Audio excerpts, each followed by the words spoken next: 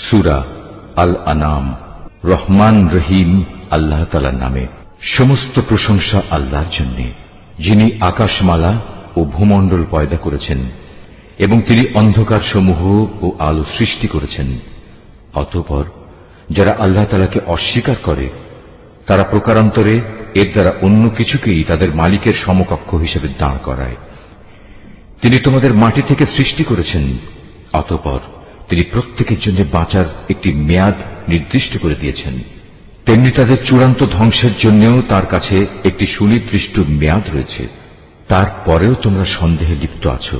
আসমান সমূহের এবং জমিনের সর্বত্র তিনিই তো হচ্ছেন একমাত্র আল্লাহ। তিনি যেমনি তোমাদের গোপন ও প্রকাশ্য বিষয়সমূহ জানেন, তেমনি তিনি জানেন তোমরা কে পাপ পুণ্যের কতটুকু উপার্জন করছো তাও। তাদের মালিকের নিদর্শন সমূহের মধ্যে এমন একটি নিদর্শনও নেই যা তাদের কাছে আসার পর তারা তা থেকে মুখ ফিরিয়ে নেয়নি। তাদের কাছে যতবারই আমার পক্ষ থেকে সত্য দিন এসেছে ততবারই তারা তা অস্বীকার করেছে। অচিরেই তাদের কাছে সে খবরগুলো এসে হাজির হবে যা নিয়ে তারা হাসি তামাশা করছিল। তারা কি দেখেনি তাদের আগে আমি এমন বহু জাতিকে বিনাশ করে দিয়েছি যাদের আমি পৃথিবীতে এমন ভাবে প্রতিষ্ঠা দান করেছিলাম যা তোমাদেরও করিনি। আকাশ থেকে তাদের উপর আমি প্রচুর বৃষ্টি বর্ষণ করেছি, আবার তাদের মাটির নিচ থেকে আমি ঝর্ণাধারা প্রবাহিত করে দিয়েছি। অতঃপর আমি তাদের পাপের কারণে চিরতরে ধ্বংস করে দিয়েছি, আর তাদের পর তাদের জায়গায় আবার আমি এক নতুন জাতির উত্থান ঘটিয়েছি। হে নবী, আমি যদি তোমার কাছে কাগজে লেখা কোনো কিতাব নাজিল করতাম এবং তারা যদি তাদের হাত দিয়ে তা স্পর্শ করত, তাহলেও কাফেররা বলতো এটা তো সুস্পষ্ট জাদু ছাড়া আর কিছুই নয়। তারা বলে এ নবীর প্রতি কোনো ফেরেশতা নাজিল করা হলো না কেন, যে তার সত্যতা সম্পর্কে আমাদের বলে দিত। যদি সত্যি আমি কোনো ফেরেশতা পাঠিয়ে দিতাম তাহলে তাদের ফয়সালা তো তখনই হয়ে যেত, এরপর তাদের তো আর কোনো অবকাশই দেয়া হতো না। তাছাড়া আমি যদি সত্যিই ফেরেশতা পাঠাতাম তাকেও তো মানুষের আকৃতিতেই পাঠাতাম, তখনও তো তারা এমনিভাবে আজকের মতো সন্দেহে নিমজ্জিত থাকত। হে রাসূল, তোমার আগেও বহু নবী রাসূলকে এভাবে ঠাট্টা বিদ্রূপ করা হয়েছিল। অনন্তর তাদের মধ্যে যারা নবীর সাথে যে ঠাট্টা বিদ্রূপ করেছে তাই তাদের পরিবেষ্টন করে ফেলেছে। হে নবী, তুমি তাদের বলো, তোমরা এই পৃথিবীতে ঘুরে ফিরে দেখো দেখো যারা নবী রাসূলদের মিথ্যা প্রতিপন্ন করেছে তাদের কি ভয়াবহ পরিণাম হয়েছে। হে নবী, তুমি তাদের জিজ্ঞেস করো, আসমান সমূহ ও জমিনে যা কিছু আছে তা সব কার মালিকানাভুক্ত? তুমি বলো, এর সবকিছুই আল্লাহ তাআলার জন্য। মানুষদের উপর দয়া করাটা তিনি তার নিজের উপর কর্তব্য বলে স্থির করে নিয়েছেন। কিয়ামতের দিন তিনি তোমাদের অবশ্যই জড়ো করবেন, এতে বিন্দুমাত্র সন্দেহ নেই। সত্য স্বীকার করে যারা নিজেরাই নিজেদের ক্ষতি সাধন করেছে তারা এমন একটি দিনের আগমন কখনো বিশ্বাস করে না। রাত ও দিনের মাঝে যা কিছু স্থিতি লাভ করছে তার সবকিছুই তাঁর জন্য। তিনি এদের সবার কথা শোনেন এবং সবার অবস্থা দেখেন। হে নবী, তুমি বলো, আমি কিভাবে আসমান সমূহ ও জমিনের মালিক আল্লাহ তাআলাকে বাদ দিয়ে অন্য কাউকে নিজের পৃষ্ঠপোষক বানিয়ে নেব, অথচ তিনি সৃষ্টি লোকের সবাইকে আহার যোগান। তাকে কোন রকম আহার যোগানো যায় না। তুমি বলো, আমাকে আদেশ দেয়া হয়েছে যেন সবার আগে আমি মুসলমান হয়ে যাই, এবং আমাকে আরো আদেশ দেয়া হয়েছে তুমি কখনো মুশরিকদের দলে শামিল হইও না। তুমি আরো বলো, আমি যদি আমার মালিকের কথা না শুনি তাহলে আমি এক মহা দিবসের আযাব আমার উপর আপতিত হওয়ার ভয় করি। সে কিয়ামতের দিন যাকে তার শাস্তি থেকে রেহাই দেয়া হবে তার উপর নিঃসন্দেহে আল্লাহ তাআলা অনুগ্রহ করবেন, আর এটিই হবে সেদিনের সুস্পষ্ট সাফল্য। জেনে রেখো, যদি আল্লাহ তাআলা তোমাকে কোনো দুঃখ পৌঁছাতে চান তাহলে তিনি ছাড়া আর কেউই তোমার থেকে তা দূর করতে পারবে না। অপরদিকে তিনি যদি তোমার কোনো উপকার করেন তাহলে কেউ তাতে বাধাও দিতে পারবে না। তিনি সবকিছুর উপর একক ক্ষমতাবান। তিনি তার বান্দাদের উপর একচ্ছত্র ক্ষমতার অধিকারী। তিনি মহাজ্ঞানী, তিনি সম্যক ওয়াকিবহাল। তুমি তাদের বলো, সাক্ষী হিসেবে কার সাক্ষ্য সবচেয়ে বেশি বড়? তুমি বলো, হ্যাঁ, একমাত্র আল্লাহ তাআলার, যিনি তোমাদের এবং আমার মাঝে সর্বোত্তম সাক্ষী হয়ে থাকবেন। এ কোরআন তার কাছ থেকেই আমার কাছে নাজিল করা হয়েছে, যেন তা দিয়ে তোমাদের এবং তোমাদের পর যাদের কাছে এ গ্রন্থ পৌঁছবে তাদের সকলকে আমি আযাবের ভয় দেখাই। তোমরা কি সত্যিই এই কথা সাক্ষ্য দিতে পারবে যে আল্লাহর সাথে আরো কোনো ইলাহ রয়েছে? হে নবী, তুমি তাদের জানিয়ে দাও, আমি জেনে বুঝে কখনো এ ধরনের মিথ্যা সাক্ষ্য দিতে পারবো না। তুমি বলো, তিনি তো একক, তোমার আল্লাহ তাআলার সাথে যে শিরক করে যাচ্ছ তার সাথে আমার কোনোই সম্পর্ক নেই। তোমার আগে যাদের আমি কিতাব দান করেছি তারা নবীকে ঠিক সেভাবেই চেনে যেভাবে চেনে তারা তাদের আপন ছেলেদের, কিন্তু যারা নিজেরাই নিজেদের ক্ষতি সাধন করেছে তারা তো কখন ঈমান আনবে না। তার চেয়ে বড় জালেম আর কে আছে যে স্বয়ং আল্লাহ তাআলা সম্পর্কে কোনো মিথ্যা কথা রচনা করে কিংবা তার কোনো আয়াতকে অস্বীকার করে? এ ধরনের জালেমরা কখনো সাফল্য লাভ করতে পারবে না। একদিন আমি তাদের সবাইকে একত্রিত করব, অতঃপর মুশরিকদের উদ্দেশ্য করে আমি বলবো, তারা সবাই আজ কোথায় যাদের তোমরা দুনিয়ার জীবনে আমার সাথে শরীক মনে করতে? অতঃপর তাদের সেদিন একথা বলা ছাড়া কোনো যুক্তিই থাকবে না যে আল্লাহ তাআলার কসম, যিনি আমাদের মালিক, আমরা কখনো মুশরিক ছিলাম না। হে নবী, তুমি চেয়ে দেখো কিভাবে আজ লোকগুলো আযাব থেকে বাঁচার জন্য নিজেরাই নিজেদের মিথ্যা প্রতিপন্ন করছে, এবং এও দেখো তাদের নিজেদের রচনা করা মিথ্যা কিভাবে আজ নিষ্ফল হয়ে যাচ্ছে। তাদের মধ্যে এমন কিছু লোকও আছে যে মনে হয় তোমার কথা কান দিয়ে শুনছে, কিন্তু আসলে আমি তাদের মনের উপর পর্দা ঢেলে দিয়েছি, যার কারণে তারা কিছুই উপলব্ধি করতে পারে না। আমি তাদের কানেও ছিপি এঁটে দিয়েছি। মূলত তারা যদি আল্লাহর সব নিদর্শন দেখেও নেয় তবু তারা তার প্রতি ঈমান আনবে না। এমনকি তারা যখন তোমার সামনে আসবে তখন তোমার সাথে বিতর্কে লিপ্ত হবে। কোরআনের আয়াত সম্পর্কে কাফেররা বলবে, এ তো পুরনো দিনের গল্প কথা ছাড়া আর কিছুই নয়। তারা যেমন নিজেদের তা শোনা থেকে বিরত রাখে তেমনি অন্যদেরও তা থেকে দূরে রাখে। মূলত এ আচরণে তারা নিজেদেরই ধ্বংস সাধন করছে, অথচ তারা কোনো খবরই রাখে না। তুমি যদি সত্যিই তাদের দেখতে পেতে যখন এই হতভাগ্য ব্যক্তিদের জ্বলন্ত আগুনের পাশে এদের দাঁড় করানো হবে, তখন তারা চিৎকার করে বলবে, হায়, যদি আমাদের আবার দুনিয়ায় ফেরত পাঠানো হতো তাহলে আমরা আর কখনো আমাদের মালিকের আয়াতসমূহকে মিথ্যা প্রতিপন্ন করতাম না এবং আমরা অবশ্যই ঈমানদার লোকদের দলে শামিল হয়ে যেতাম। এর আগে যা কিছু তারা গোপন করে আসছিল আজ তা তাদের সামনে উন্মুক্ত হয়ে গেল। আসলে যদি তাদের আবার দুনিয়ায় ফেরত পাঠানো হয় তবু তারা তাই করে বেড়াবে যা থেকে তাদের নিষেধ করা হয়েছিল। তারা আসলেই মিথ্যাবাদী। এই লোকগুলো আরো বলে, আমাদের পার্থিব জীবনই হচ্ছে একমাত্র জীবন, আমরা কখনোই পুনর্জীবিত হব না। হায়, তুমি যদি সত্যি সেই দৃশ্য দেখতে পেতে যখন তাদেরকে তাদের মালিকের সামনে দাঁড় করানো হবে এবং তিনি তাদের জিজ্ঞেস করবেন, আজ বলো, এই দিনটি কি সত্য নয়? তারা বলবে, হ্যাঁ, আমাদের মালিকের শপথ, এটা সত্য। তিনি বলবেন, তাহলে আজ সে কঠিন আযাব ভোগ করো যা তোমরা সবসময় অবিশ্বাস করতে। অবশ্যই তারা ভীষণভাবে ক্ষতিগ্রস্ত হয়ে পড়েছে যারা আল্লাহর সামনাসামনি হওয়াকে মিথ্যা বলেছে। আর একদিন যখন সত্যি সত্যি কিয়ামতের ঘণ্টা হঠাৎ করে তাদের সামনে এসে হাজির হবে তখন তারা বলবে, হায় আফসোস, দুনিয়ায় এই দিনটিকে আমরা কতই না অবহেলা করেছি। সেদিন তারা নিজেদের পাপের বোঝা নিজেদের পিঠেই বয়ে বেড়াবে। কত ভারী ও নিকৃষ্ট বোঝা হবে সেটি যা তারা সেদিন বয়ে বেড়াবে। আর এ বৈষয়িক জীবন এ তো নিছক কিছু খেল তামাশা ছাড়া আর কিছুই নয়। মূলত পরকালের বাড়িঘরই তাদের জন্য উৎকৃষ্ট যারা আল্লাহ তাআলাকে ভয় করে। তোমরা কি মোটেই অনুধাবন করো না? হে রাসূল, আমি জানি এই লোকগুলো যেসব অহেতুক কথাবার্তা বলে তা তোমাকে কত পীড়া দেয়, কিন্তু তুমি কি জানো এরা এসব বলে শুধু তোমাকে মিথ্যা সাব্যস্ত করছে না, বরং এই জালেমরা এর মাধ্যমে আল্লাহ তাআলার আয়াতকেই অস্বীকার করছে। তোমার আগেও এভাবে বহু নবী রাসূলকে মিথ্যাবাদী সাব্যস্ত করা হয়েছিল, কিন্তু তাদের মিথ্যাবাদী সাব্যস্ত করা ও নানা রকম নির্যাতন চালাবার পরেও তারা কঠোর ধৈর্য ধারণ করেছে। শেষ পর্যন্ত তাদের কাছে আমার পক্ষ থেকে সাহায্য এসে হাজির হয়েছে। আল্লাহর কথা রদবদলকারী কেউ নেই। তদুপরি নবীদের এসব সংবাদ তো তোমার কাছে আগেই এসে পৌঁছেছে। তারপরেও যদি তাদের এই উপেক্ষা তোমার কাছে কষ্টকর মনে হয় তাহলে তোমার সাধ্য থাকলে তুমি পালানোর জন্য ভূগর্ভে কোনো সুড়ঙ্গ কিংবা আসমানের সিঁড়ি তালাশ করো, সেখানে চলে যাও এবং সেখান থেকে তাদের জন্য কোনো কিছু একটা নিদর্শন নিয়ে এসো। আসলে আল্লাহ তাআলা যদি চাইতেন তাদের সবাইকে হেদায়েতের উপর জড়ো করে দিতে পারতেন। তুমি কখনো জেনে বুঝে মূর্খ লোকদের দলে শামিল হইও না। যারা এ কথাগুলো যথাযথভাবে শোনে তারা অবশ্যই আল্লাহর ডাকে সাড়া দেয়।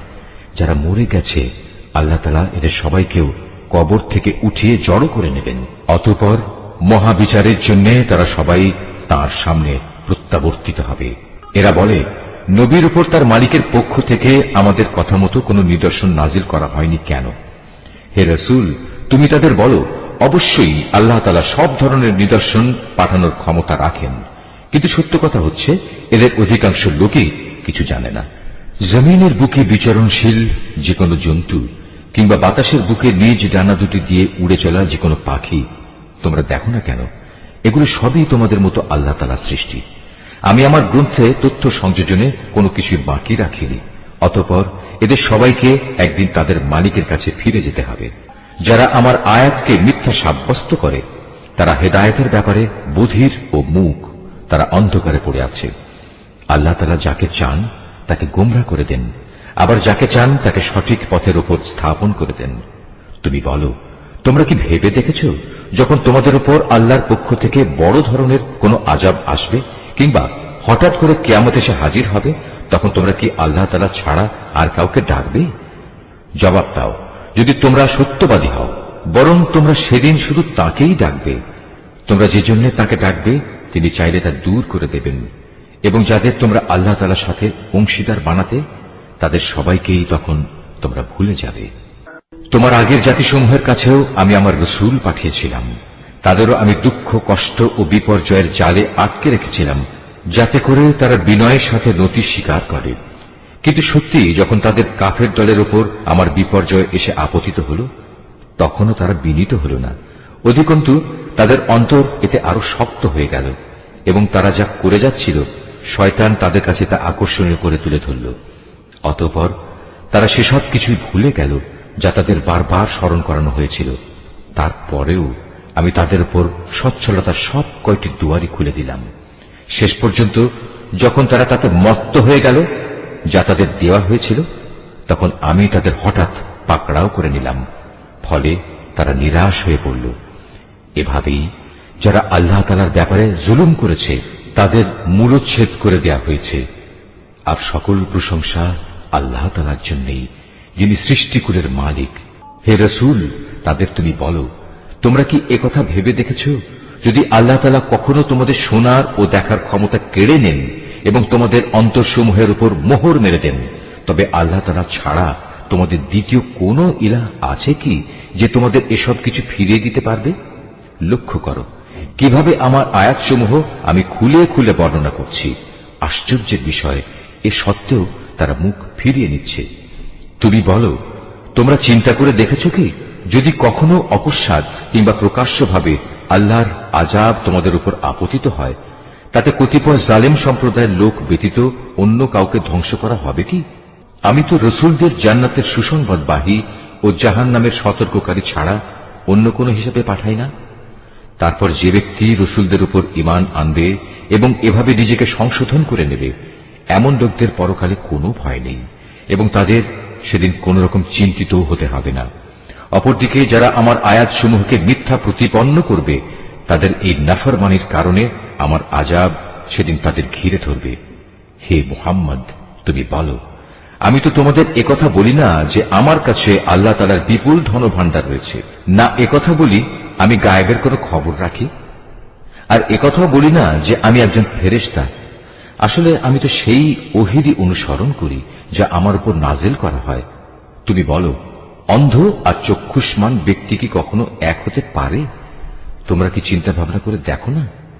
হে মুহাম্মদ, তুমি সে কিতাবের মাধ্যমে সেসব লোককে পরকালের আযাবের ব্যাপারে সতর্ক করে দাও যারা এ ভয় করে যে তাদেরকে একদিন তাদের মালিকের সামনে একত্র করা হবে। সেদিন তাদের জন্য তিনি ছাড়া দ্বিতীয় কোনো সাহায্যকারী বন্ধু কিংবা কোনো সুপারিশকারী থাকবে না। আশা করা যায় তারা সাবধান হবে। যারা সকাল সন্ধ্যায় তাদের মালিককেই ডাকে, তারই সন্তুষ্টি কামনা করে, তাদের তুমি কখনো তোমার কাছ থেকে সরিয়ে দিও না, কারণ তাদের কাজকর্মের জবাবদিহিতার দায়িত্ব যেমন তোমার উপর কিছুই নেই, তেমনি তোমার কাজকর্মের হিসাব কেতাবের কোন রকম দায়িত্ব তাদের উপর নেই। তারপরেও যদি তুমি তাদের তোমার কাছ থেকে দূরে সরিয়ে দাও, তাহলে তুমি বাড়াবাড়ি করা লোকদের দলে সামিল হয়ে যাবে। আর আমি এভাবেই তাদের একদল দ্বারা অন্য দলের পরীক্ষা দিয়েছি, যেন তারা একদল একথা বলতে পারে যে এরাই কি হচ্ছে আমাদের মাঝে সে দলের লোক যাদের উপর আল্লাহ তাআলা তার অনুগ্রহ করেছেন। আল্লাহ তাআলা কি ভালো করে জানেন না কারা তার প্রতি কৃতজ্ঞ? যারা আমার আয়াতসমূহের উপর ঈমান এনেছে তারা যখন তোমার কাছে আসবে তখন তুমি তাদের বলো, আল্লাহ তাআলার পক্ষ থেকে তোমাদের উপর শান্তি বর্ষিত হোক। তোমাদের উপর অনুগ্রহ করাটা তোমাদের মালিক নিজের কর্তব্য বলে স্থির করে নিয়েছেন।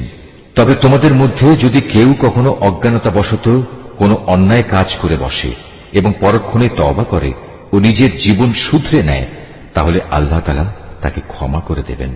তিনি একান্ত ক্ষমাশীল ও পরম দয়ালু। আর এভাবেই আমি আমার আয়াতসমূহ বিশদভাবে বর্ণনা করি, যাতে অপরাধীদের পথ পরিষ্কার হয়ে যায়। হে মুহাম্মদ, তুমি তাদের বলে দাও, এক আল্লাহ তাআলাকে বাদ দিয়ে তোমরা আর যাদের গোলামি করছো, আমাকে নিষেধ করা হয়েছে আমি যেন তাদের গোলামি না করি। তুমি তাদের এও বলে দাও, আমি কখনো তোমাদের খেয়াল খুশির অনুসরণ করি না। তেমনটি করলে আমি নিঃসন্দেহে গোমরা হয়ে যাব এবং আমি আর সত্যের অনুসরণকারী দলের সাথে থাকব না। তুমি বলো, আমি অবশ্যই আমার মালিকের এক উজ্জ্বল দলিল প্রমাণের উপর প্রতিষ্ঠিত আছি এবং তাকেই তোমরা অস্বীকার করছো। তাকে অস্বীকার করার পরিণাম যা তোমরা দ্রুত দেখতে চাও তা ঘটানোর ক্ষমতা আমার কাছে নেই। সব জিনিসের চূড়ান্ত ক্ষমতা তো কেবলমাত্র আল্লাহ তাআলার হাতেই রয়েছে। আর এই মহা সত্যটি তিনি তোমাদের কাছে বর্ণনা করছেন। তিনিই হচ্ছেন উত্তম ফয়সালাকারী। তুমি বলো, আযাবের যে বিষয়টার জন্য তোমরা তাড়াহুড়ো করছো তা ঘটানো যদি আমার ক্ষমতার মধ্যে থাকত, তাহলে তোমাদের ও আমার মধ্যকার ফয়সালা আগেই হয়ে যেত।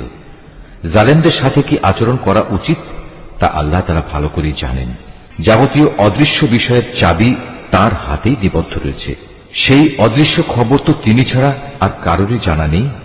জলে স্থলে যেখানে যা কিছু আছে তা শুধু তিনিই জানেন। এই সৃষ্টিরাজির মধ্যে একটি পাতা কোথাও ঝরে না যার খবর তিনি জানেন না। মাটির অন্ধকারে একটি শস্যকণাও নেই, নেই কোনো তাজা সবুজ কিংবা ক্ষয়িষ্ণু শুকনো কিছু যার পূর্ণাঙ্গ বিবরণ একটি সুস্পষ্ট গ্রন্থে মজুদ নেই। তিনি মহান আল্লাহ, যিনি রাতের বেলা তোমাকে মৃত লোকের মতো করে ফেলেন, আবার দিনের বেলায় তোমরা যা কিছু জমিনের বুকে করে বেড়াও তাও তিনি পুঙ্খানুপুঙ্খ জানেন। পরিশেষে সেখানে তিনি তোমাদের মৃত সম অবস্থা থেকে আবার জীবনের অবস্থায় ফিরিয়ে আনেন, যাতে করে তোমাদের নির্দিষ্ট সময়কাল এভাবে পূর্ণতা প্রাপ্ত হতে পারে।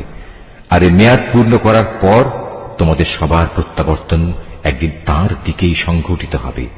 অতঃপর তিনি তোমাদের পুঙ্খানুপুঙ্খ বলে দেবেন তোমরা কি কাজ করছিলে। আল্লাহ তাআলা নিজ বান্দাদের যাবতীয় বিষয়ের উপর পূর্ণ মাত্রায় কর্তৃত্বশীল। এজন্যই তিনি তোমাদের উপর পাহারাদার ফেরেশতা নিযুক্ত করেন। অবশেষে তোমাদের কারো যখন মৃত্যু এসে হাজির হয় তখন প্রেরিত ফেরেশতারা এসে তার জীবনের সমাপ্তি ঘটিয়ে দেয়।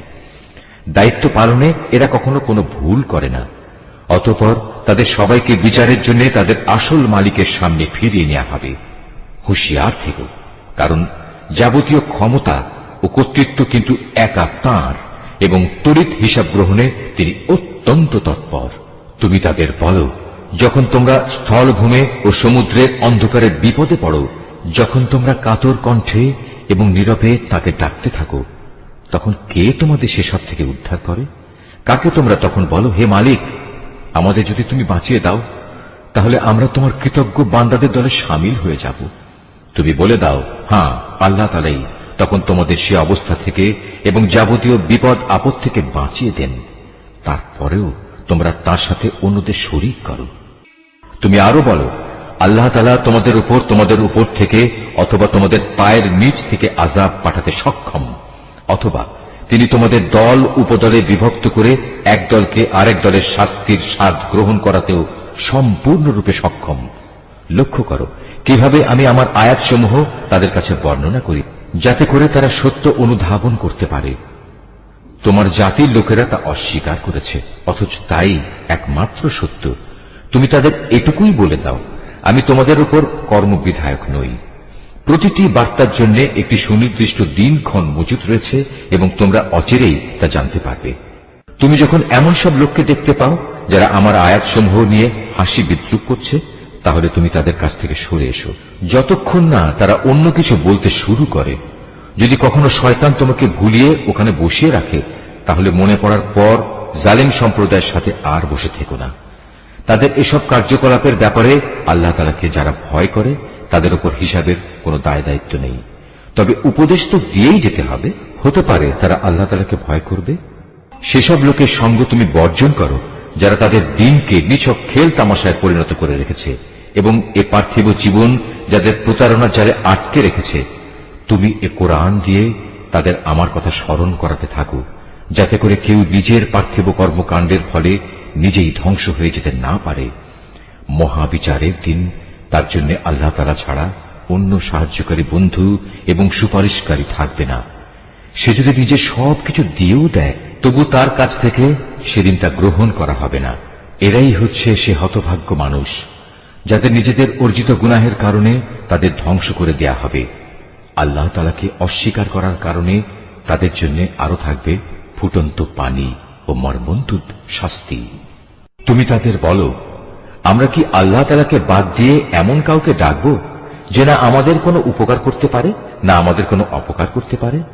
আল্লাহ তাআলা যেখানে আমাদের চলার জন্য সঠিক পথ বাতলে দিয়েছেন, সেখানে তাকে বাদ দিয়ে আমরা কি আবার উল্টো পথে ফিরে যাব? ঠিক সে ব্যক্তিটির মতো যাকে শয়তানরা জমিনের বুকে পথভ্রষ্ট করে দাঁড়ে দাঁড়ে ঠুকর খাওয়াচ্ছে, অথচ তার সঙ্গী সাথীরা তাকে ডাকবে, তুমি আমাদের কাছে এসো, আমাদের কাছে মজুদ আল্লাহ তাআলার সহজ সরল পথের দিকে। তুমি বলে দাও, সত্যিকার অর্থে হেদায়েত তো তাই যা আল্লাহর পক্ষ থেকে আসে, এবং আমাদের এ আদেশ দেয়া হয়েছে যেন আমরা সৃষ্টিকুলের মালিকের সামনে আনুগত্যের মাথা নত করি। আমরা যেন নামাজ প্রতিষ্ঠা করি এবং আল্লাহ তাআলাকে ভয় করি, কেননা তিনিই হচ্ছেন এমন সত্তা যার সামনে একদিন তোমাদের সমবেত করা হবে। তিনি যথাবিধি আসমান সমূহ ও জমিন সৃষ্টি করেছেন। যেদিন আবার তিনি বলবেন সব কিছু বিলীন হয়ে যাও, তখন সাথে সাথেই তা বিলীন হয়ে যাবে। তার কথাই হচ্ছে চূড়ান্ত সত্য। যেদিন সিংহায় ফু দেয়া হবে, সেদিন যাবতীয় কর্তৃত্ব ও বাদশাহী হবে একান্তই তাঁর। তিনি দৃশ্য অদৃশ্য সবকিছু সম্পর্কেই সম্যক অবগত রয়েছেন। তিনি প্রজ্ঞাময়, তিনি সম্যক অবগত। স্মরণ করো যখন ইব্রাহিম তার পিতা আজরকে বলল, তুমি কি মূর্তিগুলোকে মাবুদ বানিয়ে নিয়েছ? আমি তো দেখতে পাচ্ছি তুমি ও তোমার সম্প্রদায়ের লোকেরা স্পষ্ট গুমরাহিতে নিমজ্জিত রয়েছ। এভাবে আমি ইব্রাহিমকে আকাশসমূহ ও জমিনের যাবতীয় পরিচালন ব্যবস্থা দেখাতে চেয়েছিলাম, যেন সে নিশ্চিত বিশ্বাসীদের দলে সামিল হয়ে যেতে পারে। যখন তার উপর আঁধার ছেয়ে রাত এলো, তখন সে একটি তারকা দেখতে পেল। তারকাটি দেখেই সে বলে উঠল, এ বুঝি আমার মালিক। কিন্তু কিছুক্ষণ পরে যখন তারকাটি ডুবে গেল, তখন সে কিছুটা দ্বিধাগ্রস্ত হয়ে বলল, যা ডুবে যায় তাকে তো আমি আমার মালিক বলে পছন্দ করতে পারি না। এবার যখন সে আকাশে একটি ঝলমলে চাঁদ দেখল, তখন বলল, হ্যাঁ, এই মনে হয় আমার মালিক। অতঃপর এক পর্যায়ে যখন তাও ডুবে গেল, তখন সে বলল, আমার রব যদি আমাকে সঠিক পথের দিশা না দেখান, তাহলে অবশ্যই আমরা গোমরা লোকদের দলে সামিল হয়ে যাব। এরপর দিনের বেলায় সে যখন দেখল একটি আলোকোজ্জ্বল সূর্য, এবং দেখি বলতে লাগলো, মনে হচ্ছে এ আমার মালিক, কারণ এ যাবৎ যা দেখেছি এটা তার সবগুলোর বড়। সন্ধ্যা ঘনিয়ে আসতে আসতে তাও যখন ডুবে গেল, তখন ইব্রাহিম নতুন বিশ্বাসে বলিয়ান হয়ে নিজের জাতিকে ডেকে বলল, হে আমার সম্প্রদায়ের লোকেরা, তোমরা যেসব কিছুকে আল্লাহ তাআলার সাথে অংশীদার বানাও, আমি তা থেকে সম্পূর্ণ মুক্ত। আমি নিষ্ঠার সাথে সেই মহান সার্বভৌম মালিকের দিকেই আমার মুখ ফিরিয়ে নিচ্ছি, যিনি এই আসমান সমূহ ও জমিন সহ চাঁদ, সূরজ, গ্রহ, তারা সবকিছু পয়দা করেছেন। আমি এখন আর মুশরিকদের দলভুক্ত নই। এরপরে তার জাতির লোকেরা তার সাথে আল্লাহ তাআলার ব্যাপারে বিতর্ক শুরু করে দিল। জবাবে সে বলল, তোমরা কি আমার সাথে স্বয়ং কুল মখলুকাতের মালিক আল্লাহ তাআলার ব্যাপারে তর্ক করছো, অথচ তিনিই আমাকে সঠিক পথের দিশা দিয়েছেন। আমি এখন আর তোমাদের মাবুদদের ডরাই না, যাদের তোমরা আল্লাহ তাআলার কাজে অংশীদার মনে করো। অবশ্য আমার মালিক যদি অন্য কিছু চান, সেটা আলাদা কথা। আমার মালিকের জ্ঞান সব কিছুর উপর পরিব্যাপ্ত। এরপরেও কি তোমরা সতর্ক হবে না? তোমরা যাকে আল্লাহ তাআলার সাথে অংশীদার করো, তাকে আমি কিভাবে ভয় করব? অথচ তোমরা আল্লাহ তাআলার সাথে অন্যদের শরীক করতে ভয় পাও না, যাদের ব্যাপারে আল্লাহ তাআলা কোনো প্রমাণপত্র তোমাদের কাছে পাঠাননি। এ অবস্থায় তোমরাই বলো, আমাদের এই উভয় দলের মধ্যে কোন দলটি দুনিয়া ও আখিরাতে নিরাপত্তা লাভের বেশি অধিকারী? বলো, যদি তোমাদের কিছু জানা থাকে। যারা ঈমান এনেছে এবং যারা তাদের ঈমানকে জুলুমের কালিমা দিয়ে কলুষিত করেনি, তারাই হচ্ছে দুনিয়া ও আখিরাতে নিরাপত্তা লাভের অধিকারী। মূলত তারাই হচ্ছে হেদায়েত প্রাপ্ত। এ ছিল শিরক সম্পর্কিত আমার সেই অকাট্য যুক্তি, যা আমি ইব্রাহিমকে তার জাতির উপর দান করেছিলাম। এভাবেই আমি আমার জ্ঞান দিয়ে যাকে ইচ্ছা তাকে সমুন্নত করি। তোমার মালিক প্রবল প্রজ্ঞাময়, কুশলী। অতঃপর আমি তাকে দান করেছি ইসহাক ও ইয়াকুবের মতো দুইজন সুপুত্র। এদের সবাইকেই আমি সঠিক পথের দিশা দিয়েছিলাম। এদের আগে আমি নূহকেও হেদায়েতের পথ দেখিয়েছি। অতঃপর তার বংশের মাঝে দাউদ, সুলাইমান, আইয়ুব, ইউসুফ, মুসা এবং হারুনকেও আমি হেদায়েত দান করেছি। আর এভাবেই আমি সৎ কর্মশীলদের পুরস্কার দিয়ে থাকি। জাকারিয়া, ইয়াহিয়া, ঈসা এবং ইলিয়াসকেও আমি সঠিক পথ দেখিয়েছিলাম। এরা সবাই ছিল নেককারদের দলভুক্ত। আরো সৎ পথ দেখিয়েছিলাম ইসমাইল, ইয়াসা, ইউনুস এবং লূতকেও। এদের সবাইকেই আমি নবুয়ত দিয়ে সৃষ্টিকুলের উপর বিশেষ মর্যাদা দান করেছিলাম।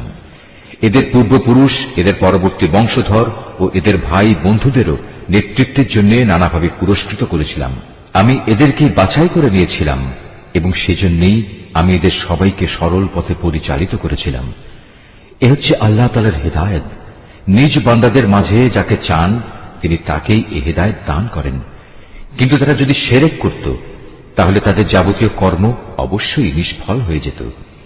এরাই ছিল সেসব লোক যাদের আমি কিতাব, প্রজ্ঞা ও নবুয়ত দান করেছি। আজ যদি তারা তা অস্বীকার করে, তাতে আমার কোনোই ক্ষতি নেই। আমি তো অতীতে এমন এক সম্প্রদায়ের উপর এ দায়িত্ব অর্পণ করেছিলাম যারা কখনো এগুলো প্রত্যাখ্যান করেনি। আল্লাহ তাআলা এদের সবাইকে সৎ পথে পরিচালিত করেছেন। অতএব হে মুহাম্মদ, তুমি এদের পথেরই অনুসরণ করো এবং বলো, এজন্য আমি তোমাদের কাছ থেকে কোনো পারিশ্রমিক চাই না। আসলে এ হচ্ছে দুনিয়ার মানুষের জন্য একটি স্মরণিকা মাত্র। তারা আল্লাহ তাআলাকে তার যথাযোগ্য মর্যাদা দান করেনি। বিশেষ করে যখন তারা বলল আল্লাহ তাআলা কোনো মানুষের উপর কোনো বস্তু গ্রন্থই নাজিল করেননি, তুমি তাদের জিজ্ঞেস করো, যদি তাই হয় তাহলে মুসার আনিত কিতাব, যা মানুষের জন্য ছিল এক আলোকবর্তিকা ও পথ নির্দেশ, যা তোমরা কাগজের পাতায় লিখে রাখতে, যার কিছু অংশ তোমরা মানুষের সামনে প্রকাশ করতে এবং অধিকাংশই গোপন করে রাখতে। সর্বোপরি সে কিতাব দ্বারা তোমাদের এমন সব জ্ঞান শিক্ষা দেয়া হতো যার কিছুই তোমরা জানতে না এবং তোমাদের পূর্বপুরুষেরাও জানত না। তা কে নাজিল করেছেন? তুমি বলো, আল্লাহ তাআলাই তা নাজিল করেছেন। হে নবী, তুমি তাদের এ নিরর্থক আলোচনায় মত্ত থাকতে দাও। এটি এক বরকতপূর্ণ গ্রন্থ যা আমি তোমার কাছে পাঠিয়েছি। এটি আগের কিতাবের পুরোপুরি সত্যায়ন করে এবং যাতে এ কিতাব দিয়ে তুমি মক্কা ও তার পার্শ্ববর্তী জনপদসমূহের মানুষকে সাবধান করবে। যারা আখিরাতের উপর ঈমান আনে তারা এই কিতাবের উপর ঈমান আনে, আর তারা তাদের নামাজসমূহেরও হেফাজত করে। সে ব্যক্তি চাইতে বড় জালেম আর কে আছে যে আল্লাহ তাআলা সম্পর্কে নানাবিধ মিথ্যা কথা রচনা করে বেড়ায়, অথবা বলে আমার উপর ওহী নাজিল হয়েছে, যদিও তার প্রতি কিছুই নাজিল করা হয়নি। তার চাইতে বড় জালেম কে যে বলে আমি অচিরেই আল্লাহর নাজিল করা গ্রন্থের মতো কিছু নাজিল করে দেখাবো। যদি জালেমদের মৃত্যু যন্ত্রণা উপস্থিত হবার সময় তাদের অবস্থাটা তুমি দেখতে পেতে, যখন মৃত্যুর ফেরেশতারা তাদের দিকে হাত বাড়িয়ে দিয়ে বলবে, তোমাদের প্রাণবায়ু বের করে দাও। তোমরা আল্লাহ তাআলা সম্পর্কে যেসব অন্যায় কথা বলতে এবং আল্লাহর আয়াতের ব্যাপারে যে ক্ষমাহীন ঔদ্ধত্য প্রকাশ করতে, তার জন্য আজ অত্যন্ত অবমাননাকর এক আযাব তোমাদের দেয়া হবে। আজ তোমরা আমার সামনে একাকী নিঃসঙ্গ অবস্থায় এলে, যেমনি নিঃসঙ্গ অবস্থায় আমি তোমাদের প্রথমবার তৈরি করেছিলাম। অতঃপর তোমাদের আমি যা কিছু বিষয় সম্পদ দান করেছিলাম তার সবটুকুই তোমরা পেছনে ফেলে একান্ত খালি হাতে এখানে এসেছ। কই তোমাদের সাথে তোমাদের সুপারিশকারী ব্যক্তিরা, যাদের তোমরা মনে করতে তোমাদের কাজকর্মের ব্যাপারে তারাও অংশীদার? তাদের তো আজ তোমাদের সাথে দেখতে পাচ্ছি না।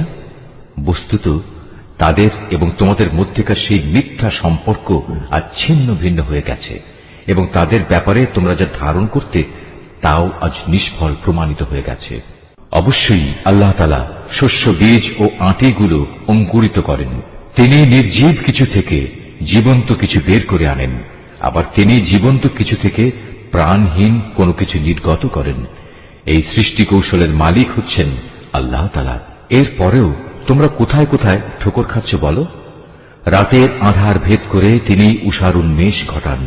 তিনি রাতকে তোমাদের বিশ্রামের জন্য নির্দিষ্ট করে দিয়েছেন, এবং তোমাদের হিসাব কিতাবের জন্য তিনি পয়দা করেছেন চাঁদ ও সূরজকে।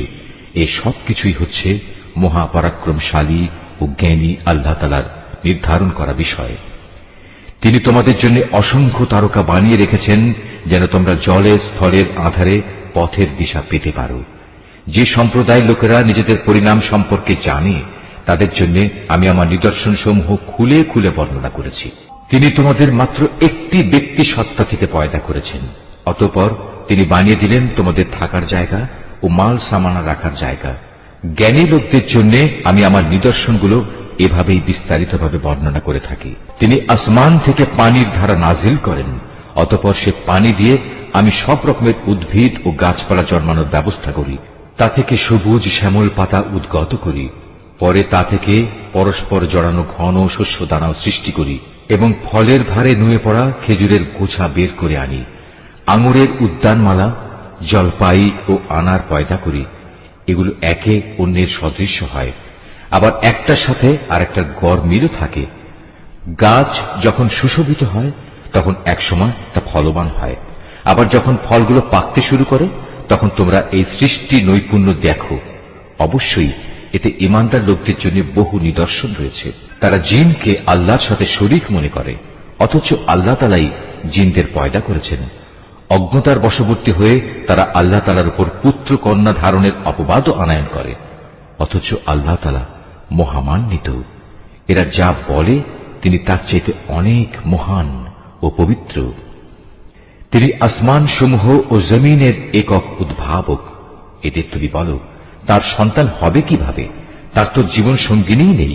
সবকিছু তো তিনিই পয়দা করেছেন, এবং সবকিছু সম্পর্কে তিনি পুরোপুরি ওয়াকিবহাল রয়েছেন। এ হচ্ছেন আল্লাহ তাআলা, তোমাদের মালিক। তিনি ছাড়া আর কোনো মাবুদ নেই। সবকিছুর একক স্রষ্টা তিনি। সুতরাং তোমরা তাঁরই ইবাদত করো। সবকিছুর উপর তিনি চূড়ান্ত তত্ত্বাবধায়ক বটে। কোন সাধারণ দৃষ্টি তাকে দেখতে পায় না, অথচ তিনি সবকিছুই দেখতে পান। তিনি সূক্ষ্মদর্শী, তিনি সবকিছু সম্পর্কে খোঁজ খবর রাখেন। তোমাদের কাছে তোমাদের মালিকের পক্ষ থেকে এই সূক্ষ্ম দৃষ্টি সম্পন্ন জ্ঞানের নিদর্শন এসেছে। অতঃপর যদি কোনো ব্যক্তি এসব নিদর্শন দেখতে পায়, তাহলে সে তা দেখবে তার নিজের কল্যাণের জন্যই। আবার যদি কেউ তা না দেখে অন্ধ হয়ে থাকে, তাহলে তার দায়িত্ব তার উপর বর্তাবে। তুমি বলো, আমি তোমাদের উপর তত্ত্বাবধায়ক নই? আমি এভাবেই আমার আয়াতগুলো তোমাদের কাছে বিধৃত করি, যাতে করে কাফেররা একথা বলতে পারে তুমি এসব কথা ভালো করেই পড়ে এসেছ, এবং যারা জ্ঞানী তাদের জন্য যেন আমি আমার আয়াতসমূহ সুস্পষ্ট করে দিতে পারি। হে মুহাম্মদ, তুমি শুধু তারই অনুসরণ করো যা তোমার মালিকের কাছ থেকে তোমার কাছে নাজিল করা হয়েছে। আল্লাহ তাআলা ছাড়া অন্য কোনো মাবুদ নেই। এরপরেও যারা শিরকে লিপ্ত, তাদের তুমি পুরোপুরি এড়িয়ে চলো। আল্লাহ তাআলা যদি চাইতেন তাহলে এরা কেউই তার সাথে শিরক করত না। আর আসলে আমি তোমাকে তাদের উপর পাহারাদার নিযুক্ত করে পাঠাইনি। সত্যি কথা হচ্ছে, তুমি তো তাদের উপর কোনো অভিভাবক নও। তারা আল্লাহ তাআলার বদলে যাদের ডাকে তাদের তোমরা কখনো গালিগালাজ করো না, নইলে অজ্ঞতার বশবর্তী হয়ে না জেনে আল্লাহ তাআলাকে তারা গালি দেবে। আমি প্রত্যেক জাতির কাছেই তাদের নিজেদের কার্যকলাপ সুশোভন করে রেখেছি। অতঃপর সবাইকেই তাদের মালিকের কাছে ফিরে যেতে হবে। অতঃপর তিনি তাদের বলে দেবেন তারা দুনিয়ার জীবনে কি করে এসেছে। এরা আল্লাহর নামে কঠিন শপথ করে বলে, যদি তাদের কাছে কোনো নিদর্শন আসে তাহলে অবশ্যই তারা তার উপর ঈমান আনবে। তুমি বলো, নিদর্শন পাঠানো সম্পূর্ণ তো আল্লাহ তাআলার নিজস্ব ব্যাপার। কে তোমাকে বুঝিয়ে দেবে যে নিদর্শন এলেও এরা কখনো ঈমান আনবে না? আমি অচিরেই তাদের অন্তঃকরণ ও দৃষ্টি শক্তিকে অন্যদিকে ফিরিয়ে দেব। যেমন তারা প্রথমবারেই এ কোরআনের উপর ঈমান আনেনি এবং আমি তাদের অবাধ্যতার আবর্তে ঘুরপাক খাওয়ার জন্য ছেড়ে দেব। এমনকি আমি যদি তাদের কাছে আমার ফেরেশতাও পাঠিয়ে দেই এবং কবর থেকে মৃত ব্যক্তিরাও যদি উঠে এসে তাদের সাথে কথা বলে, কিংবা আমি যদি দুনিয়ার সমুদয় বস্তুও এনে তাদের উপর জড়ো করে দিই, তবু এরা কখনো ঈমান আনবে না। অবশ্য এদের কারো ব্যাপারে যদি আল্লাহ তাআলা ভিন্ন কিছু চান তা আলাদা কথা। আসলে এদের অধিকাংশ ব্যক্তি মূর্খের আচরণ করে।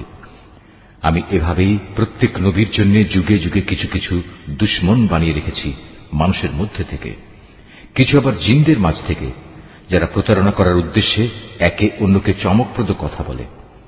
তোমার মালিক চাইলে তারা অবশ্য এটা করতে পারত না। অতএব তুমি তাদের ছেড়ে দাও, তারা যা পারে মিথ্যা রচনা করে বেড়াক। যারা শেষ বিচারের দিনের উপর ঈমান রাখে না, তাদের মন এর ফলে শয়তানের প্রতি অনুরাগী হয়ে পড়ে, যাতে করে তারা তার ব্যাপারে সন্তুষ্ট থাকতে পারে। সর্বোপরি তারা যেসব কুকর্ম চালিয়ে যেতে চায় তাও এর ফলে নির্বিঘ্নে তারা চালিয়ে যেতে পারে। তুমি বলো, আমি কি আল্লাহ তাআলা ছাড়া অন্য কোন ফয়সালাকারী সন্ধান করব? অথচ তিনিই হচ্ছেন সেই মহান সত্তা, যিনি তোমাদের কাছে তাঁর কেতাব সবিস্তার নাজিল করেছেন। আগে যাদের আমি আমার কেতাব দান করেছিলাম তারা জানে তোমার মালিকের পক্ষ থেকে সত্যবাণী নিয়েই এটা আল কোরআন নাজিল করা হয়েছে। অতএব তুমি কখনো সন্দিহানদের অন্তর্ভুক্ত হও না। ন্যায় ও ইনসাফের আলোকে তোমার মালিকের কথাগুলো পরিপূর্ণ এবং তাঁর এ কথা পরিবর্তন করার কেউ নেই। তিনি সর্বশ্রোতা সর্বজ্ঞ। হে মুহাম্মদ, দুনিয়ার অধিকাংশ মানুষের কথা যদি তুমি মেনে চলো, তাহলে তারা তোমাকে আল্লাহ তাআলার পথ থেকে বিচ্যুত করে ছাড়বে, কেননা এরা নিছক অনুমানের উপর ভিত্তি করেই চলে। অধিকাংশ ব্যাপারে এরা মিথ্যা কথা ছড়ায়। তোমার মালিক নিঃসন্দেহে একথা ভালো করেই জানেন কে তার পথ ছেড়ে বিপদগামী হচ্ছে, আবার কে সঠিক পথের অনুসারী তাও তিনি সম্মুখ অবগত রয়েছেন। যদি আল্লাহ তাআলার আয়াতের উপর তোমরা বিশ্বাস করো, তাহলে তোমরা শুধু সেসব জন্তুর গোশত খাবে যার উপর জবাই করার সময় আল্লাহ তাআলার নাম নেওয়া হয়েছে। তোমাদের একই হয়েছে, তোমরা সেসব জন্তুর গোশত কেন খাবে না যার উপর জবাইয়ের সময় আল্লাহ তাআলার নাম নেওয়া হয়েছে? বিশেষ করে যখন আল্লাহ তাআলা পরিষ্কার করে বলে দিয়েছেন যে তিনি তোমাদের উপর কোন কোন বস্তু হারাম করেছেন। সে কথা আলাদা যখন তোমাদের একান্ত নিরুপায় অবস্থায় ফেলে দেয়া হয়। অধিকাংশ মানুষ সুষ্ঠু জ্ঞান ছাড়াই নিজেদের খেয়াল খুশি মতো মানুষকে বিপথে চালিত করে। নিঃসন্দেহে তোমার মালিক সীমা লঙ্ঘনকারীদের ভালো করেই জানেন। তোমরা প্রকাশ্য গুনাহ থেকে বেঁচে থাকো, গোপন গুনাহ থেকেও বেঁচে থাকো। নিঃসন্দেহে যারা কোনো গুনাহের কাজ করবে তাদের কৃতকর্মের যথাযথ ফল তাদের প্রদান করা হবে। জবাইয়ের সময় যার উপর আল্লাহ তাআলার নাম নেওয়া হয়নি সে জন্তুর গোশত তোমরা কখনো খাবে না, কেননা তা হচ্ছে জঘন্য গুনাহের কাজ। শয়তানের কাজই হচ্ছে তার সঙ্গী সাথীদের মনে প্ররোচনা দেয়া, যেন তারা তোমাদের সাথে এ নিয়ে ঝগড়া বিবাদে লিপ্ত হয়। যদি তোমরা তাদের কথা মেনে চলো, তাহলে অবশ্যই তোমরা মুশরিক হয়ে পড়বে। যে ব্যক্তি একসময় ছিল মৃত, অতঃপর আমি তাকে জীবিত করলাম, তদুপরি তার জন্য এমন এক আলোকবর্তিকাও আমি বানিয়ে দিলাম যার আলো দিয়ে মানুষের সমাজে সে চলার দিশা পাচ্ছে। সে কি কখনো সে ব্যক্তির মতো হতে পারে যে এমন অন্ধকারে পড়ে আছে যেখান থেকে সে কোনো ক্রমে বেরিয়ে আসতে পারছে না? এভাবেই কাফেরদের কাছে তাদের কর্মকাণ্ড শোভনীয় ও সুখকর বানিয়ে রাখা হয়েছে। এভাবে আমি প্রত্যেক জনপদে তার কিছু কিছু বড় অপরাধী নিযুক্ত করে রেখেছি, যেন তারা সেখানে অন্যদের ধোঁকা দিতে পারে। আসলে এসব কিছুর মাধ্যমে তারা তাদের নিজেদেরই প্রতারিত করছে, অথচ তারা নিজেরা এ কথাটা মোটেই উপলব্ধি করতে পারছে না। তাদের কাছে যখনই আল্লাহর পক্ষ থেকে কোনো আয়াত আসে তখন তারা বলে ওঠে, আমরা এর উপর কখনো ঈমান আনব না যতক্ষণ না আমাদেরও তাই দেয়া হয় যা আল্লাহ রাসূলদের দেয়া হয়েছে। আল্লাহ তাআলা ভালো করেই জানেন তার নবুয়ত তিনি কোথায় রাখবেন। যারা এ অপরাধ করেছে তারা অচিরেই আল্লাহর পক্ষ থেকে অপমান ও কঠিন আযাবের সম্মুখীন হবে। আল্লাহ তাআলা কাউকে সৎ পথে পরিচালিত করতে চাইলে তিনি তার হৃদয় ইসলামের জন্য খুলে দেন, আবার যাকে তিনি বিপদগামী করতে চান তার হৃদয় অতিশয় সংকীর্ণ করে দেন। তার ইসলামের অনুসরণ হয় এমন যেন কোনো একজন ব্যক্তি আকাশে চড়তে চাইছে, আর যারা আল্লাহর উপর বিশ্বাস করে না আল্লাহ তাআলা এভাবেই তাদের উপর অপমানজনক এক লাঞ্ছনা ও নাপাকি ছেয়ে দেন। মূলত এটিই হচ্ছে তোমার মালিকের দেখানো সহজ সরল পথ। আমি অবশ্যই আমার আয়াতসমূহ উপদেশ গ্রহণে আগ্রহী সম্প্রদায়ের জন্য বিশদভাবে বর্ণনা করেছি। তাদের মালিকের কাছে রয়েছে তাদের জন্য শান্তির এক সুন্দর নিবাস। আল্লাহ তাআলাই তাদের অভিভাবক। দুনিয়ায় তারা যা করত এটা হচ্ছে তারই বিনিময়। স্মরণ করো যেদিন আল্লাহ তাআলা সবাইকে একত্রিত করবেন, তখন তিনি শয়তানরূপী জিনদের বলবেন, হে জিন সম্প্রদায়, তোমরা তো বিভিন্ন সময় অনেক মানুষকে গোমরা করেছ। এ সময় মানুষের ভেতর থেকে যারা তাদের বন্ধু তারা বলবে, হে আমাদের মালিক, আমরা এক একজনকে ব্যবহার করে দুনিয়ার জীবনে প্রচুর লাভ কামিয়েছি, আর এভাবেই আমরা চূড়ান্ত সময়ে এসে হাজির হয়েছি যা তুমি আমাদের জন্য নির্দিষ্ট করে রেখেছিলে। আল্লাহ তাআলা বলবেন, হ্যাঁ, আজ তোমাদের সে গুমরাহির জন্য তোমাদের ঠিকানা হচ্ছে জাহান্নামের আগুন, সেখানে তোমরা চিরকাল থাকবে। অবশ্য যাদের আল্লাহ তাআলা আযাব থেকে বাঁচিয়ে দিতে চাইবেন তাদের কথা আলাদা। তোমার মালিক অবশ্যই প্রজ্ঞাময় ও সম্যক অবহিত। আমি এভাবে একদল জালেমকে তাদেরই অন্যায় কার্যকলাপের দরুন আর একদল জালেমের উপর ক্ষমতাবান করে দেই। আল্লাহ তাআলা সেদিন আরো বলবেন, হে জিন ও মানুষ সম্প্রদায়, বলো, তোমাদের কাছে কি তোমাদেরই মধ্যে থেকে আমার এমন এমন সব রসুল আসেনি যারা আমার আয়াতগুলো তোমাদের কাছে বর্ণনা করত? উপরন্তু যারা তোমাদের ভয় দেখাত যে তোমাদের আজকের এ দিনের সম্মুখীন হতে হবে? সেদিন ওরা বলবে, হ্যাঁ, এসেছিল, তবে আজ আমরা আমাদের নিজেদের বিরুদ্ধেই সাক্ষ্য দিচ্ছি। মূলত দুনিয়ার জীবন এদের প্রতারিত করে রেখেছিল। তারা নিজেদের বিরুদ্ধেই একথা সাক্ষ্য দেবে যে তারা আসলেই কাফের ছিল। এটা এজন্যে যে তোমার মালিক অন্যায়ভাবে এমন কোন জনপদের মানুষকে ধ্বংস করেন না যার অধিবাসীরা সত্য দিন সম্পর্কে সম্পূর্ণ গাফেল থাকে। তাদের নিজস্ব কর্ম অনুযায়ী প্রতিটি ব্যক্তির জন্যই তার মর্যাদা রয়েছে। তোমার মালিক তাদের কাজকর্ম সম্পর্কে মোটেই উদাসীন নন। তোমার মালিক নিজে কারো মুখাপেক্ষী নন। দয়া ও অনুগ্রহের মালিক তিনি যদি চান তাহলে তোমাদের এই জনপদ থেকে সরিয়ে নিতে পারেন এবং তোমাদের পরে অন্য যাদের তিনি চান এখানে এনে বসিয়েও দিতে পারেন, যেমনি করে তোমাদেরও তিনি অন্য সম্প্রদায়ের বংশধর থেকে উত্থান ঘটিয়েছেন। তোমাদের কাছে যে প্রতিশ্রুতি দেয়া হচ্ছে তা অবশ্যই আসবে, আর তোমরা আল্লাহকে ব্যর্থ করে দেওয়ার ক্ষমতা রাখো না। তাদের তুমি বলে দাও, হে আমার জাতি, তোমরা নিজ নিজ জায়গায় যা যা করার করে যাও, আমিও আমার করণীয় করে যাব। অচিরেই তোমরা জানতে পারবে কার জন্য পরিণামের সুন্দর ঘর নির্দিষ্ট রয়েছে। জালেমরা কখনো সাফল্য লাভ করতে পারে না। স্বয়ং আল্লাহ তাআলা যে শস্য উৎপাদন করেছেন এবং গবাদি পশু সৃষ্টি করেছেন, এ মূর্খ ব্যক্তিরা তারই এক অংশ আল্লাহর জন্য নির্দিষ্ট করে রাখে এবং নিজেদের খেয়াল খুশি মতো একথা বলে। এ অংশ হচ্ছে আল্লাহর জন্য আর এ অংশ হচ্ছে আমাদের দেবতার জন্য। অতঃপর যা তাদের দেবতাদের জন্য রাখা হয় তা কখনো আল্লাহর কাছ পর্যন্ত পৌঁছায় না। যদিও আল্লাহর নামে যে ভাগ রাখা হয় তা শেষতক তাদের দেবতাদের কাছে গিয়েই পৌঁছে। কত নিকৃষ্ট তাদের এই বিচার! এভাবে বহু মুশরিকের ক্ষেত্রেই তাদের দেব দেবীরা তাদের আপন সন্তানদের হত্যা করার জঘন্য কাজও একান্ত শোভনীয় করে রেখেছে। এর উদ্দেশ্য হচ্ছে তাদের ধ্বংস সাধন করা এবং তাদের গোটা জীবন বিধানকেই তাদের কাছে সন্দেহের বিষয়ে পরিণত করে দেয়া। অবশ্য আল্লাহ তাআলা চাইলে তারা কখনো এ কাজ করত না। অতএব তুমি তাদের ছেড়ে দাও, মিথ্যা রচনা নিয়ে তাদের তুমি কিছুদিন ব্যস্ত থাকতে দাও। তারা বলে, এসব গবাদি পশু এবং এ খাদ্যশস্য নিষিদ্ধ তালিকাভুক্ত, আমরা যাকে চাইব সে ছাড়া অন্য কেউ তা খেতে পারবে না। এটা তাদের মন গড়া একটা ধারণা মাত্র। আবার তারা মনে করে কিছু গবাদি পশু আছে যার উপর আরোহণ করা নিষিদ্ধ, আবার কিছু গবাদি পশু আছে যার উপর জবাই করার সময় তারা আল্লাহর নাম স্মরণ করে না। আল্লাহর উপর মিথ্যা রচনা করার উদ্দেশ্যেই তাদের এসব অপচেষ্টা। অচিরেই আল্লাহ তাআলা তাদের এই মিথ্যাচারের জন্য তাদের যথাযথ প্রতিফল দান করবেন। তারা বলে, এসব গবাদি পশুর পেটে যা কিছু আছে তা শুধু আমাদের পুরুষদের জন্য নির্দিষ্ট এবং আমাদের স্ত্রীদের জন্য তা হারাম। তবে যদি এ পশুর পেটে মরা কিছু থাকে তাহলে তারা নারী পুরুষ উভয়ই সমান অংশীদার।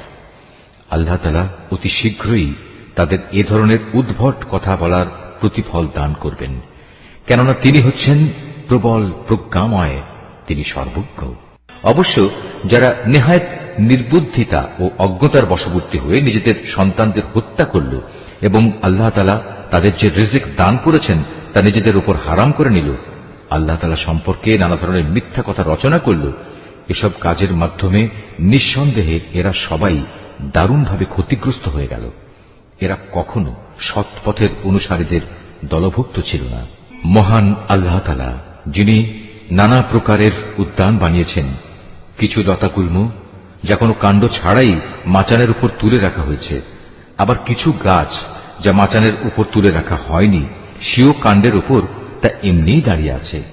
তিনি আরো সৃষ্টি করেছেন খেজুর গাছ এবং বিভিন্ন স্বাদ ও প্রকার বিশিষ্ট খাদ্যশস্য ও আনার।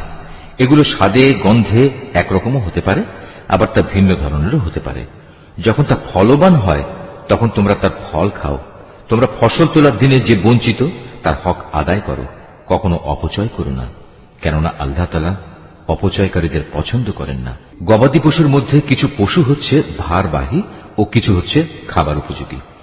আল্লাহ তাআলা যা তোমাদের দান করেছেন তা তোমরা খাও, এবং এ পর্যায়ে কখনো শয়তানের পদাঙ্ক অনুসরণ করো না, কেননা সে হচ্ছে তোমাদের প্রকাশ্য দুশমন।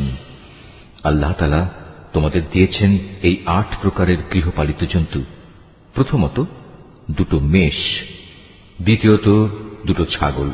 হে মুহাম্মদ, তুমি তাদের জিজ্ঞেস করো, এর নর 2 কিংবা মাদি 2 কিংবা তাদের পেটে যা কিছু আছে তার কোনটি কি আল্লাহ তাআলা তোমাদের জন্য হারাম করেছেন? তোমরা আমাকে প্রমাণ সহ বলো যদি তোমরা সত্যবাদী হও।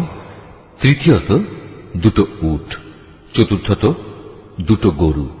এর নর 2 কিংবা মাদি 2 কি আল্লাহ তাআলা হারাম করেছেন, অথবা এদের উভয়ের পেটে যা কিছু আছে তাকে তিনি তোমাদের জন্য হারাম করেছেন?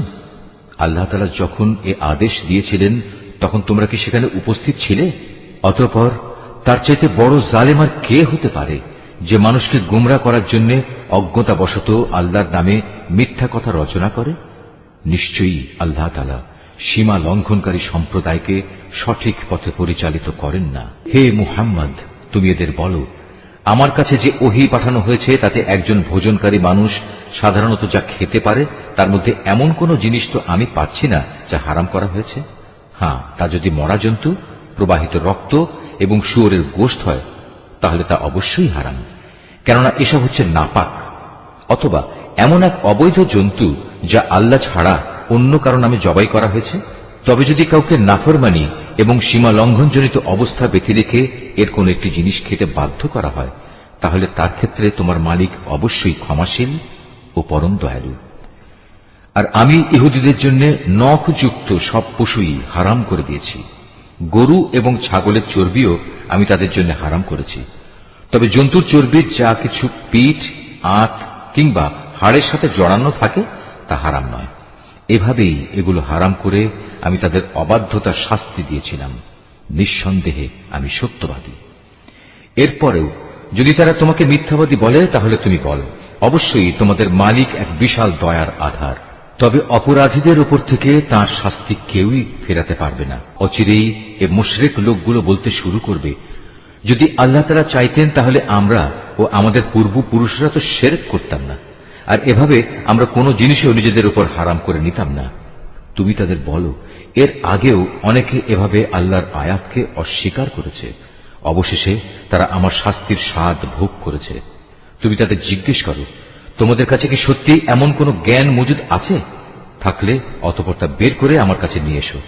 তোমরা তো কল্পনার উপর নির্ভর করে কথা বলো এবং হামেশাই মিথ্যার অনুসরণ করো। তুমি আরো বলো, সবকিছুর চূড়ান্ত প্রমাণ তো আল্লাহ তাআলার কাছেই রয়েছে। তিনি যদি চাইতেন তাহলে তিনি তোমাদের সবাইকেই সৎ পথে পরিচালিত করে দিতেন।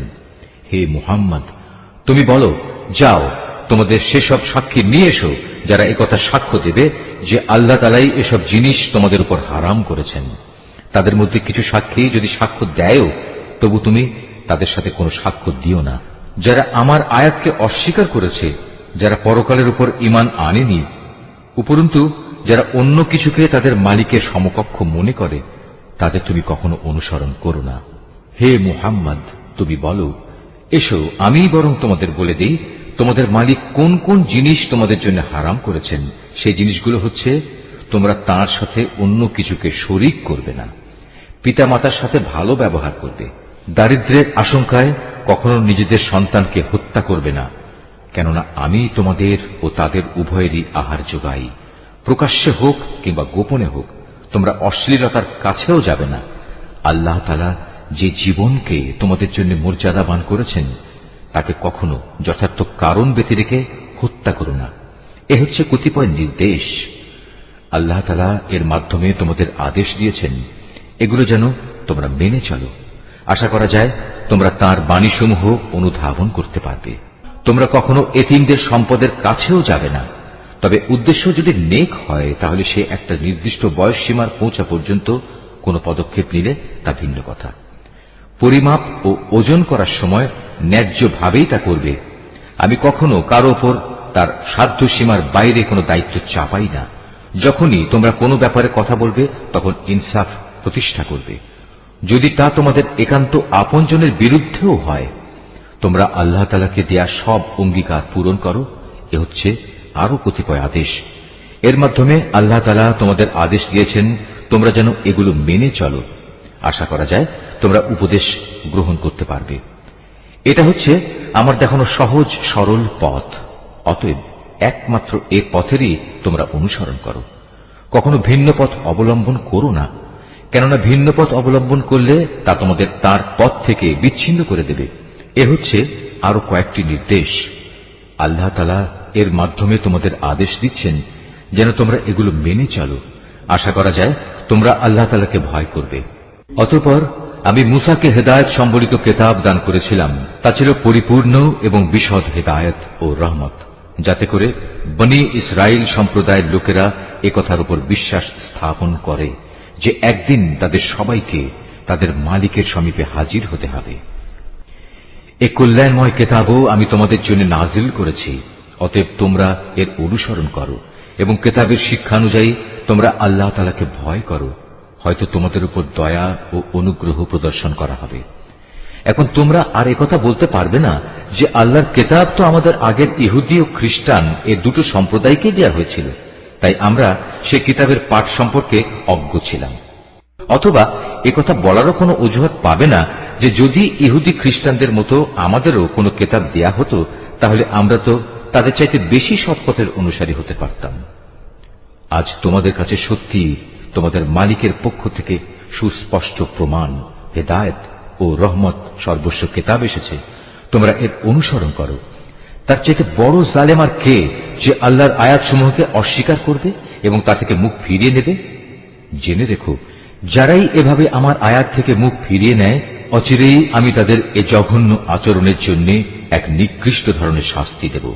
তারা কি সেদিনের প্রতীক্ষা করছে যে তাদের কাছে আসমান থেকে আল্লাহ তাআলার ফেরেশতা নাজিল হবে, কিংবা স্বয়ং তোমাদের মালিকই তাদের কাছে এসে তাদের হাতে কিতাব দিয়ে যাবেন, অথবা মালিকের পক্ষ থেকে কোনো নিদর্শনের কোনো অংশ এসে তাদের জান্নাত জাহান্নাম দেখিয়ে দিয়ে যাবে? অথচ যেদিন সত্যি তোমার মালিকের পক্ষ থেকে এমন কোন নিদর্শন আসবে সেদিন তো হবে কিয়ামতের দিন। তখন যে ব্যক্তি এর আগে ঈমান আনেনি কিংবা যে ব্যক্তি তার ঈমান দিয়ে ভালো কিছু অর্জন করেনি তার জন্য এ ঈমান আনাটা কোনোই কাজে আসবে না। হে মুহাম্মদ, তুমি তাদের বলো, ঠিক আছে, তোমরাও প্রতীক্ষা করো, আমিও প্রতীক্ষা করছি। যারা নিজেদের দিনকে টুকরো টুকরো করে নিজেরাই নানা দল উপদলে বিভক্ত হয়ে গেছে তাদের কোনো দায়িত্বই তোমার উপর নেই। তাদের ফয়সালার ব্যাপারটা আল্লাহ তাআলার হাতে। যেদিন তারা তার কাছে ফিরে যাবে তখন তিনি তাদের বিস্তারিত বলবেন তারা কে কি করছিল। তোমাদের মাঝে কেউ যদি একটা সৎ কাজ নিয়ে আল্লাহ তাআলার সামনে আসে তাহলে তার জন্য 10 গুণ বিনিময়ের ব্যবস্থা থাকবে। অপরদিকে যদি কেউ একটা গুনাহের কাজ নিয়ে আল্লাহ তাআলার কাছে আসে তাকে তার একটাই প্রতিফল দেয়া হবে, সেদিন তাদের কার উপর জুলুম করা হবে না। হে মুহাম্মদ, তুমি তাদের বলো, অবশ্যই আমার মালিক আমাকে সঠিক পথ দেখিয়েছেন, সুপ্রতিষ্ঠিত জীবন বিধান। এটাই হচ্ছে ইব্রাহিমের একনিষ্ঠ পথ। সে কখনো মুশরিকদের দলভুক্ত ছিল না। তুমি একান্ত বিনয়ের সাথে বলো, অবশ্যই আমার নামাজ, আমার ইবাদত, আমার জীবন, আমার মৃত্যু সব কিছুই সৃষ্টিকুলের মালিক আল্লাহ তাআলার জন্য। তার শরীক সমকক্ষ কেউ নেই। আর একথা বলার জন্যই আমাকে আদেশ দেয়া হয়েছে। আত্মসমর্পণকারী মুসলমানদের মধ্যে আমি হচ্ছে সর্বপ্রথম। তুমি আরো বলো, এরপরেও আমি কি আল্লাহ তাআলা ছাড়া অন্য কোনো মালিক সন্ধান করে বেড়াবো? অথচ আমি জানি তিনি সবকিছুর নিরঙ্কুশ মালিক। তার বিধান হচ্ছে প্রতিটি ব্যক্তি তার কৃতকর্মের জন্য এককভাবে নিজেই দায়ী হবে এবং কিয়ামতের দিন কোনো বোঝা বহনকারী ব্যক্তি অন্য কোনো লোকের পাপের বোঝা বহন করবে না। অতঃপর একদিন তোমাদের সবাইকে তোমাদের আসল মালিকের কাছে ফিরে যেতে হবে। সেদিন আল্লাহ তাআলা তোমাদের সেসব কিছুই জানিয়ে দেবেন। দুনিয়ার জীবনে যা নিয়ে তোমরা মতবিরোধ করতে, তিনি সে মহান সত্তা, তিনি তোমাদের এ জমিনে তার প্রতিনিধি বানিয়েছেন এবং এ কারণে তিনি তোমাদের একজনকে অন্যজনের উপর কিছু বেশি মর্যাদা দান করেছেন। এর উদ্দেশ্য হচ্ছে আল্লাহ তাআলা তোমাদের সবাইকে যা কিছু দিয়েছেন তা দিয়েই তিনি তোমাদের কাছ থেকে কৃতজ্ঞতার পরীক্ষা নিতে চান। জেনে রেখো, তোমার মালিক শাস্তি দানের ব্যাপারে অত্যন্ত কঠোর ও তৎপর।